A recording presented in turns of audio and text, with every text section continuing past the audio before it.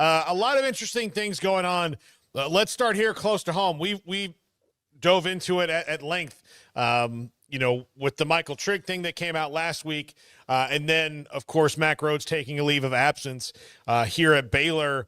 What are your impressions from the outside about this, what the long-term implications are for Baylor and for the CFP committee? My first thought, and I don't know if this says a good thing or a bad thing about me, was I wonder what this means for Dave Aranda's job status, because there was great speculation that if the UCF game had not gone the correct way, that Baylor was going to move on from Dave Aranda after that game. And obviously Baylor won the game and has since been off. So you have to wonder if this season takes a downward turn, is there someone there with the juice to move on, and who would lead a search and all that stuff? Because I've spoken with agents of I've just straight up been told that Eric Morris is the leader in the clubhouse for the Oklahoma State job, but would prefer Baylor if given the choice. And obviously Baylor has to open for that to happen. So that's my immediate thought. I don't have answers there. As for the College Football Playoff Selection Committee, there's people out there that follow that closer than I do. I don't tune into the Tuesday night teleconferences because my impression from my colleagues is that it's just an exercise in frustration. But the people who do that I follow did not come away with a high impression of Mack Rhoades and how he presented the committee's findings. And obviously, I think that's a bit of a thankless job because you may disagree with the committee, but you have to represent the committee. But the emphasis was on strength of schedule this season, and there were supposed to be new metrics, and he didn't do a good job of explaining that. And he seemed to just come across he'd mentioned Notre Dame's running backs, Ohio State's offensive line play. And it's like, is that really your job, or is your job just to summarize? So I think the committee will be fine. Baylor, TBD. Zach, the LSU story took a new twist with this Brian Kelly lawsuit. LSU not wanting to pay him. Now, pay that man his money, and they don't want to pay that man all his money, and now they're trying to find a way to not pay that man his money. And when you talk to people, I would think that, the governor spouting off a couple weeks ago and talking about how we're going to not have these crazy buyouts and all of that, like, it's just a lot of political talk and posturing, and it's not really going to affect the job too much. But does sitting there and trying not to pay this dude his money when he wasn't, successful enough for you, even though the contract says that that's what he's owed, does that affect the way a John Summerall, a Lane Kiffin, or whoever else might be looking at that LSU job? I think it affects it in two ways. Number one, I don't think anyone takes the LSU job thinking, okay, well, if I don't win, they're just going to try and sully my name on the way out the door, because you take the LSU job thinking you're going to win. But I think this shenanigans, and this is just clown show shenanigans on LSU part, I think it signals that they don't have the money to pay Brian Kelly to go away. You notice Texas A&M didn't do any of this nonsense. They just paid Jimbo his money. They hired Mike Elko. Now they're the number 3 team in the country. So if they don't have the money to pay Brian Kelly to go away, they have to sell his name out the door. Do they have the money to pay me what I'm owed according to my contract? And then more importantly, more immediately, do they have the money to fund the roster that I'm going to need to come win? Or are they just going to try and insult my character 3-4 years from now? And then the other thing is just who's really in charge. Coaches want to know that the president is going to support them. The AD is going to work hand in hand with them. I mean, work for them, more to put it bluntly. And it seems to be that there's a lot of cooks in the kitchen there, and they don't have their ducks in a row. So is this ultimately going to keep them from getting the guy that they want? We're pretty close to that search. I think it's too early to say that one way or the other. But I would say that the Auburn job's looking better and better by the day.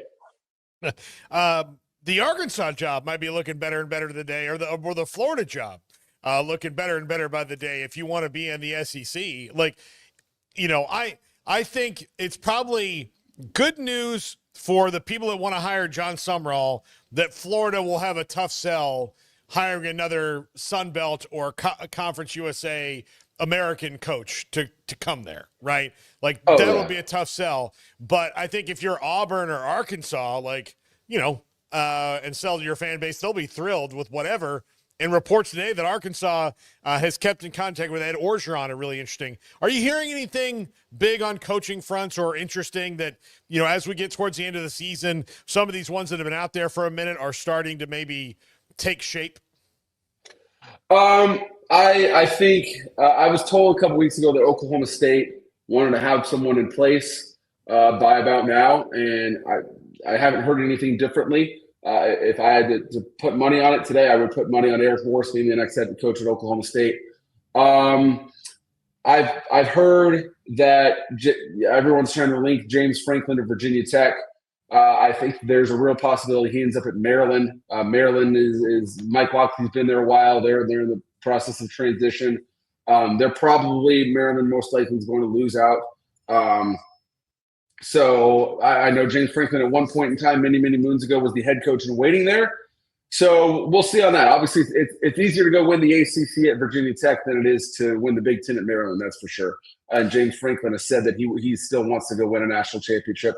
And then I think if I had to put money on who's going to be the next head coach at Auburn, I would certainly put it on John Summerall. I mean, sometimes these searches can get real complicated.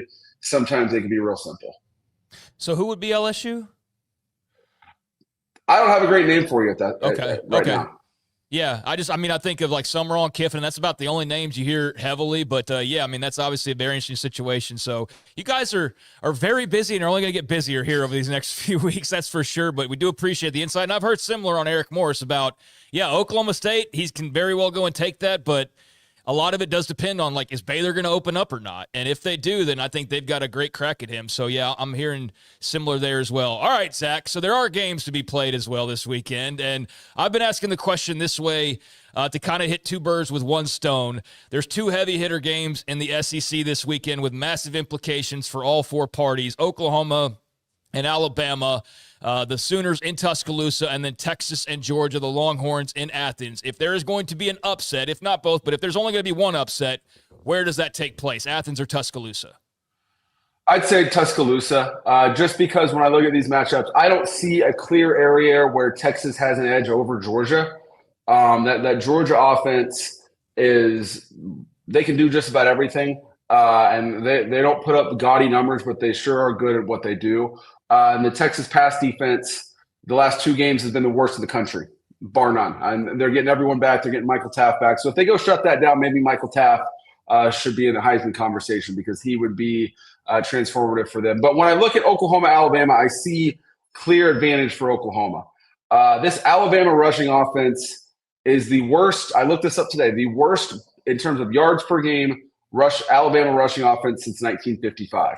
Ooh. And Oklahoma is a top 5 rushing defense. So is that enough to go win the game on its own?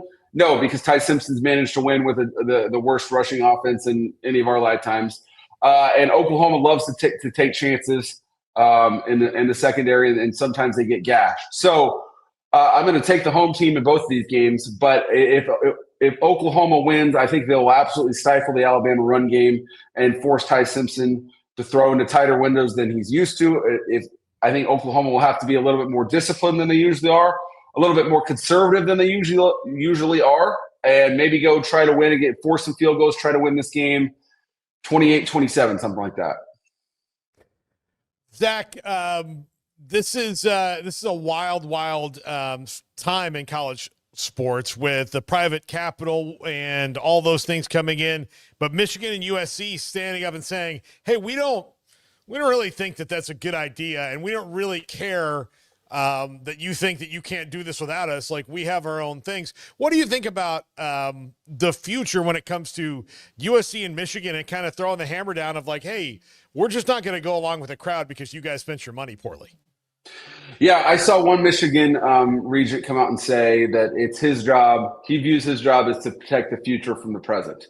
And I'm certainly not your guy to go to the nitty-gritty of how all this stuff works. Right. But when I see the payout that these schools are going to get, this sounds insane, but it's like $140 million per school or starting from there. And my response is, really, that's all? I mean, $140 million is a ton of money, but all these schools spend that annually. And they're going to create this new enterprise where there's new debt, there's no new payout.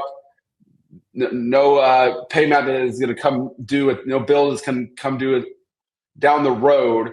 But of this new Big Ten enterprise, the investor will own 10% of it, and all the schools will own 5.5% and on down. So you're going to trade less than 1 year's salary for now you own less. You are less than half of the greatest investor in this new fund. That to me does not seem worth it, but I don't have the details that these schools do, and I applaud Michigan and USC for standing up for it if they don't think it's right.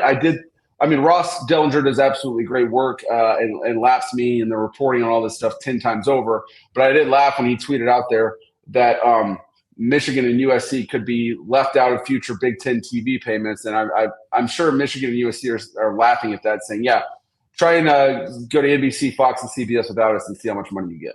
Yeah, man, first call for them would be, hey, Notre Dame, what are you doing? You want to form some sort of an alliance? I know that's a boogeyman word in a way, the alliance. But, yeah, I think they would have options. If Indiana and Purdue, and I hate to keep picking on certain schools, but if they were like, hey, we're not doing this, they'd be like, whatever. But USC and Michigan, that's a little bit of a different story. Like those are two brands that can have some options on the table for themselves. And, of course, those two schools have history with Notre Dame, so they easily work together. And as we've seen, Notre Dame has thrived in independence in the new playoff era. They don't get the bye, but they turn out last year and get a home game, and they basically get their bye December 6th, and then they get to go play December 20th. And they're playing the same amount of games, even if they made the conference championship and won it. So I don't think Michigan and USC are threatened by this, any sort of saber rattling from the Big Ten office and these other campuses. They're talking to them through Ross Dellinger. I don't think they're threatened one bit. Yeah, and I think, too, it could always be posturing of just like, give us more of a percentage, and we're on board, but we're not going to do it the way it is now. And I think that's entirely possible. That's the driving reason right now as well. But it will be fascinating to see kind of what direction that all goes. You mentioned Notre Dame. If they have a stumbling block, it's this weekend. It's at Pitt. Mason Heinschel takes over for Eli Holstein, who is struggling, and he's been great for the Panthers, and they've been rolling. How much of a chance do you give Pitt at home to pull this upset and to really throw a huge wrench in this college football playoff discussion when it comes to the Irish in particular? I know everyone in the country is going to be rooting against Notre Dame this weekend because they are the turn the punch bowl right now to a lot of different teams. Because if they lose, they're done. There's no path for 9-3 Notre Dame whatsoever. Having said that, even though the committee's kind of gone against their own protocol by ranking Notre Dame where they are, I agree with them. Notre Dame. I think Notre Dame's a top 6-7 team. I just did 6-7. Oh my gosh, top 5-6 team in the country. You look at CJ Carr's numbers; they're just ridiculous. He's averaged over 12 yards attempt these last two games. He's over 11 yards attempt 5 times this season so far. And obviously, that's not just because CJ Carr is a good quarterback, but he's got the best running back room in the country next to him. So Notre Dame's offense is improved from where it was when they made the title game under Riley Leonard. I know Jaden Greathouse is not expected to play.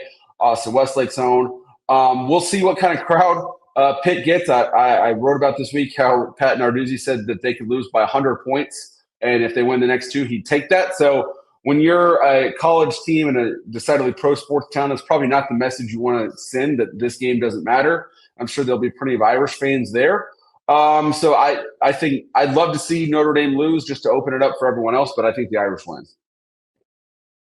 How big of a moment is this for the OU and Texas together to they could really mess up this whole thing? Like they could really make it jumbled. Yes. I mean, I wrote about this week about how everyone in the SEC say, all right, if we just get to 10-2, we're in the playoff. And they're probably right because there's probably going to be more spots available for the SEC than there are 10-2 teams. But all it would take for there to be six 10-2 teams would be for Texas to win out and Oklahoma to win this game and then chalk elsewhere. And is that likely to happen? Probably not, but it's crazier things have happened. So for these two Southwest Conference, Big 12, Southwest Conference, Big 8 schools to go to the twin capitals of this conference, I think you go back to, 2014, Alabama or Georgia have won every SEC championship but one. I think if both of these two teams win, I think you might see some text go back and forth, just like a fist bump emoji type text between Joe Castiglione and Chris Del Conte, because Obviously, the SEC is very proud of the type of football they've played, but Texas and Oklahoma are proud of the football they've played for the last 100 years. So if both teams win, I think they'd be happy to see the other one win. If they lose, they want their rival to lose for sure. Zach Barnett, FootballScoop.com. Zach, have a great weekend, buddy. Are you heading out to North? What are you doing? What's your football plan this weekend? We're doing our show on the ticket 10 to noon tomorrow morning, 96.7 Sports Day DFW app, and then I will be on the couch. Okay. What a day. What a day. That's a great one. Zach, we'll talk to you next Friday. Sounds good.